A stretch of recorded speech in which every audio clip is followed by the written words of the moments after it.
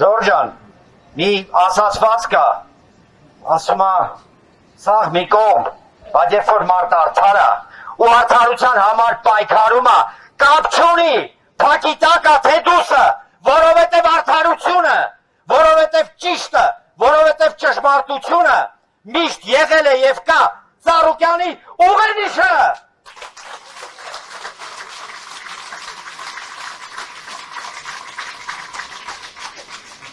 Ես էլ եմ միանում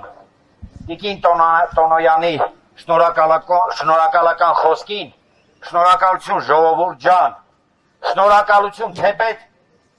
գիտեք մենք ապրում ենք մի ժամանակահատվածում, երբ որ մարդ մնալու համար շնորհակալություն ենք հայտնում, շնորհակալություն ժողովուրդ ջան, թույլ տվեք ընթերցել այսօր հրապարակված Գագիկ Ծառուկյանի ուղերձը բանտից և այսպես, Գագիկ Ծառուկյան, մարդը, երբ կյանքի ինչ-որ մի պահի ազատ ժամանակ շատ է ունենում, սկսում է մտածել իր կյանքում առաջ չարածի մասին։ Հիմա ես, օգտագործելով ազատ ժամանակը, մտածում եմ ինչ եմ արել, ինչ կարող էի անել, ինչ չեմ արել։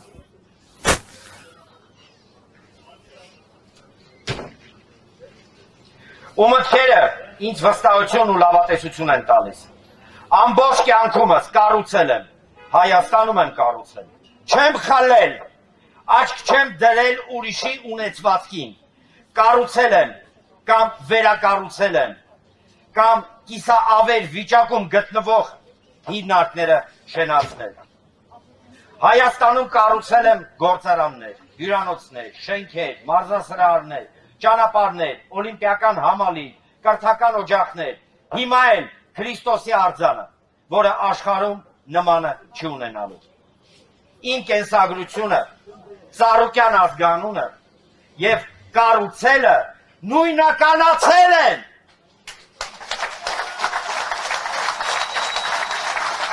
Եվ ամենակարևորը, ես ոչ մի բանի համար չեմ ափսոսում, չեմ փոշմանում, ինչքան ուժ ունեմ, շարունակելու եմ կառուցել, կառուցելու եմ հենց Հայաստանում, ինչու եմ սա շեշտում։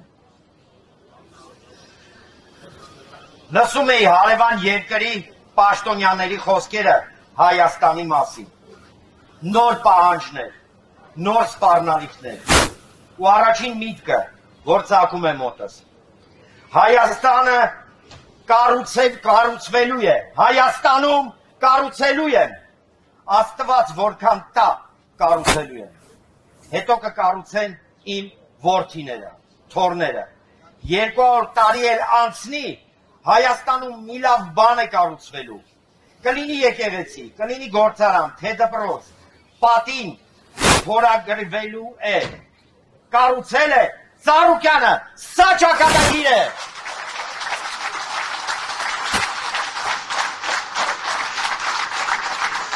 Ծառուկյան,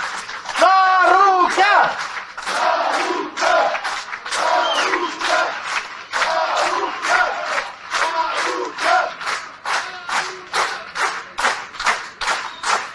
ամիսներ առաջ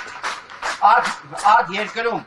մի հանդիպման ժամանակ աշխարհի լավագույն համալսարաններից մեկի ներկայացուցիչը ինձ պաշտոնապես առաջարկեց Հայաստանում հիմնել իրենց այդ կառույցի, այդ բուհի մասնաճյուղը։ Բոլորը զարմանքից շշմել էին։ Մեր տարածաշրջանի երկրներից նման առաջարկ ոչ մեկ չի ստացվել։ Հանդիպմանը ներկային գործընկերոջը լիազորեցի սկսել բանակցությունները և աշխատել այդ ուղղությամբ։ Հիմա նույն կերպ ասում եմ, ժողովուրդ ջան, Ծառուկյանի խոսքերն են։ Հիմա նույն կերպ ասում եմ, կանգ չառնեք, կանգ չառնեք, և այդ նախագծում մեկ լումա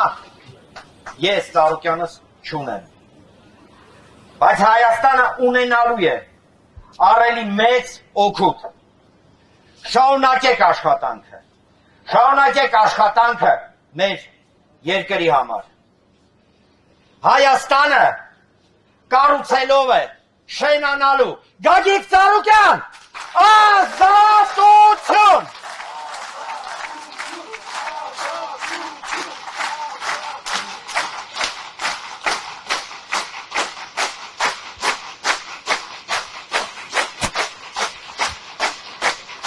Եվս կրկնեմ